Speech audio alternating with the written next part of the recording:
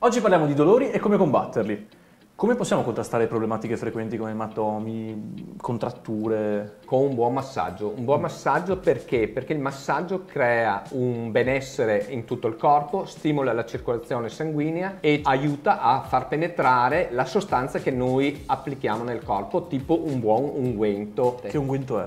È un unguento, diciamo, tra virgolette, io ritengo magico, perché utilizziamo le piante che abbiamo qui nel nostro territorio. Come viene applicata questa? Allora, si applica sempre magia? dal basso verso l'alto, con piccole frizioni, non devono essere né troppo leggere né troppo forti, però bisogna dare un certo vigore. Immaginate di accarezzare la vostra partner, cioè Coppie, preparate l'olio. perché per la nostra circolazione, il nostro sistema linfatico deve andare verso il cuore, perché le nostre tossine devono essere drenate tramite il sistema linfatico e devono essere portate nel torrente circolatorio e dobbiamo farlo verso l'alto, perché se noi spingiamo al contrario facciamo un effetto anzi negativo. E questo unguento che vantaggi dà e con che frequenza deve essere applicato? Tutte le problematiche, dal piccolo dolore alla cervicale, alla contrattura muscolare della schiena, di una gamba, un pre e dopo gara per